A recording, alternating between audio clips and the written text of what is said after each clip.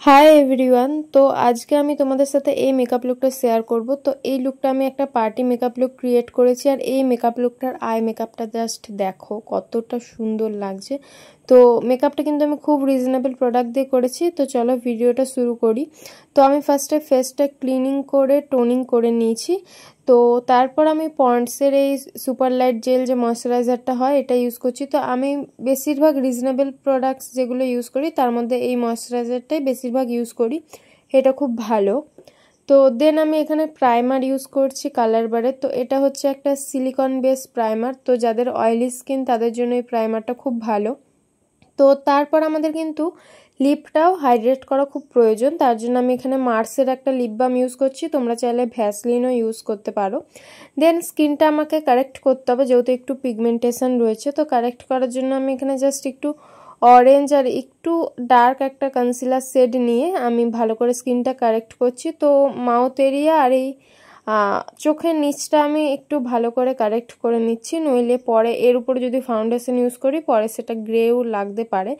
তো আমি কোথাও যাব না, সেই জন্য আমি না হয় মেকআপটা আর কি মুছে দেব, কিন্তু তোমরা তো যখন কোথাও যাবে তখন কিন্তু স্কিনটা কারেক্ট করেই যেতে হবে, যদি তোমাদের স্কিনে কোনো পিগমেন্টেশন থাকে তো। আর যদি পিগমেন্টেশন না থাকে তাহলে ঠিক আছে। দেন আমি ভালো করে কারেক্টারটা ব্লেন্ড করে নিলাম।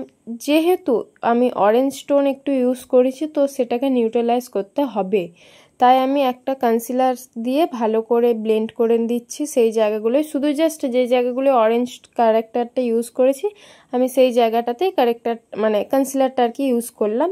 ফুল ফেসে কিন্তু আমি ইউজ করিনি। তো তারপর আমি এখানে ফাউন্ডেশন অ্যাপ্লাই করছি।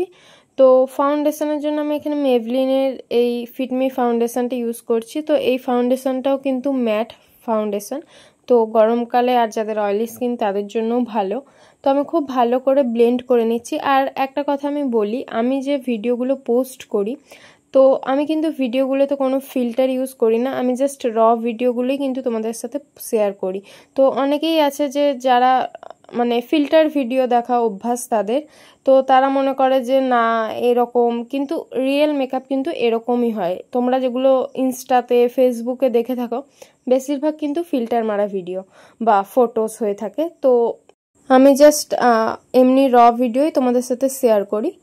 তো যাই হোক, তো ফাউন্ডেশনটা ভালো করে ব্লেন্ড করে নিলাম। দেন এবারে সেম কনসিলারটা আমি এখানে ইনসাইটের এই কনসিলারটা আমি অ্যাপ্লাই করছি। বাট দেখো কনসিলারটা আমি কিন্তু ভালো করে ক্লিন করে তারপর অ্যাপ্লাই করছি, খুব অল্প পরিমাণে যেহেতু আমি অ্যাপ্লাই করছি। তো আমি যেহেতু আগে কনসিলার অ্যাপ্লাই করেছি তাই আমি খুব বেশি ইউজ করব না, সেই জন্য আমি ভালো করে জাস্ট কনসিলারের স্টিকটা ভালো করে ক্লিন করে তারপর আমি ইউজ করছি। তো ভালো করে কনসিলারটাও ব্লেন্ড করে নিচ্ছি। আর এই কনসিলারটাও কিন্তু ভীষণ ম্যাট একটা কনসিলার, এটা সাথে সাথে ব্লেন্ড না করলে ড্রাই হয়ে গেলে কিন্তু ব্লেন্ড করতে খুব প্রবলেম হবে। দেন আমি এখানে একটা ব্লাশ ইউজ করছি, এটা ক্রিম ব্লাশ আমি ইউজ করছি, যেটা কিনা হচ্ছে রিকোডের। তো ক্রিম ব্লাশটাও ভালো করে ব্লেন্ড করে নিতে হবে। আর তোমরা চাইলে এখানে ক্রিমি টাইপের কোনো লিপস্টিক ইউজ করো, কারণ লিকুইড লিপস্টিক ইউজ করলে সেটা ড্রাই হয়ে গেলে কিন্তু আর স্কিনে ব্লেন্ড হবে না। কিন্তু যাদের এক্সট্রিমলি অয়েলি স্কিন তাদের কিন্তু ক্রিম প্রোডাক্টগুলো অ্যাভয়েড করাটাই বেটার। তো আমি এবারে লুজ পাউডার ইউজ করব, যেটা কিনা ইনসাইডের বানানা পাউডার। তো তার জন্য আমার ফেসে যে সোয়েটগুলো হয়েছে সেটা জাস্ট আমি মোছার জন্য একটা ড্রাই টিস্যু দিয়ে ভালো করে ফেসটা ড্যাপ করে দেন আমি পাউডারটা অ্যাপ্লাই করছি। আমি যেখানে আমার ঘরে কিন্তু কোনো এসি নাই, আমি ফ্যানের মধ্যেই ভিডিওটা করি। তো সেই জন্য কিন্তু আমার একটু আধটু সোয়েট হয়েই থাকে খুব যখন গরম পড়ে। তো সেই জন্য আমি টিস্যু দিয়ে ভালো করে ফেসটা আর কি ড্রাই করে দেন আমি পাউডারটা অ্যাপ্লাই করছি, নইলে কিন্তু আমার ফেসটা খুব কেকি লাগবে দেখতে। তো নেক্সট আমি এই মার্সের প্যালেটটা থেকে আমার ফেসটা কন্ট্যুর, ব্লাশ আর হাইলাইটারটা করে নেব। তো আমি ফার্স্টে কন্ট্যুর করছি। তো কন্ট্যুর করার জন্য তোমরা জ লাইনটাও কিন্তু কন্ট্যুর করো যদি তোমাদের ফেসটা একটু গুলুমুলু হয়ে থাকে। তো আর আমি কিন্তু নোজটাও কন্ট্যুর করতে পছন্দ করি, সেই জন্য আমি নোজটা কন্ট্যুর করছি, তোমরা চাইলে নাও করতে পারো। বাট ফেসে যখন আমরা ফাউন্ডেশন অ্যাপ্লাই করি তো আমার তারপর মনে হয় যে একটু কন্ট্যুর ব্লাশ করাটা প্রয়োজন, নইলে ফেসটা জাস্ট শেপটা আসে না ঠিকঠাক। তো দেন আমি ব্লাশ ইউজ করছি। তো ব্লাশটা আমি খুব অল্প পরিমাণে ইউজ করছি, যেহেতু আমি আগে ক্রিম ব্লাশটা ইউজ করেছি।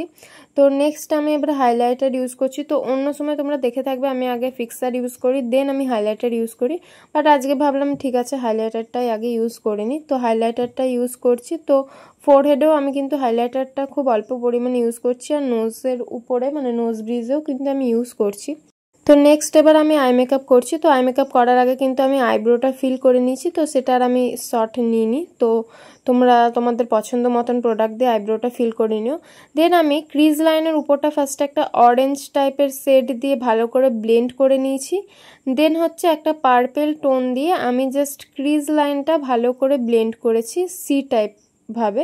দেন ফ্রন্ট থেকে মিডিল অবধি আমি একটা রোজ পিঙ্ক গোল্ড টাইপের কিছু একটা এরকম সেট ছিল, যেটা আমি প্রিটি অল সেট প্যালেট থেকে নিয়েছি, সেটা জাস্ট মিডিলে আইবলের উপরে ইউজ করলাম। আর লোয়ার ল্যাশ লাইনের নিচেও কিন্তু আমি সেম পিঙ্ক কালারটাই অ্যাপ্লাই করলাম। দেন কাজল অ্যাপ্লাই করছি। তো কাজলটা আমি জাস্ট চোখের উপরে আউটার কর্নারের দিকে একদম অল্প অ্যাপ্লাই করে জাস্ট একটা অ্যাঙ্গুলার ব্রাশে করে ভালো করে ব্লেন্ড করে নিয়েছি। তো আমি ফুল চোখে আইলাইনার পরবো না, কিন্তু আমি এই ইনার কর্নারটা একটুখানি জাস্ট ফ্রন্টটাতে একটু মানে এটাকে আইলাইনারটা অ্যাপ্লাই করলাম। তো আই মেকআপ আমার কমপ্লিট। দেন আমি ফিক্সার অ্যাপ্লাই করলাম, আর ফিক্সারটা দিয়ে পরে কিন্তু আমি ফ্যান দিয়ে ভালো করে ফেসটা ড্রাই করে নিচ্ছি। তোমরা নর্মালিও ড্রাই করতে পারো। তো নেক্সট এবারে আমি মাস্কারা অ্যাপ্লাই করছি। আমি কিন্তু কখনোই ল্যাশ ইউজ করি না, তো সেই জন্য আমি মাস্কারাটাই ভালোভাবে অ্যাপ্লাই করলাম। তো নেক্সট এবার আমি লিপস্টিক অ্যাপ্লাই করছি। তো এটা আমি একটা রিকোডের লিপস্টিক অ্যাপ্লাই করেছি। তো ফার্স্টে আমি একটা রেড কালার অ্যাপ্লাই করেছিলাম, যেটা আমার মনে হলো যে ভালো লাগছে না, তাই তারপর একটু অরেঞ্জ টাইপের একটা সেট একটু মিক্স করলাম, সেটাও রিকোডের। তো এটা হচ্ছে আমার ফাইনাল লুক। ফাইনাল লুকটা যদি তোমরা আগেও দেখেছো, তো ভিডিওটা ভালো লাগলে লাইক করো। দেখা হচ্ছে অন্য কোনো ভিডিওতে।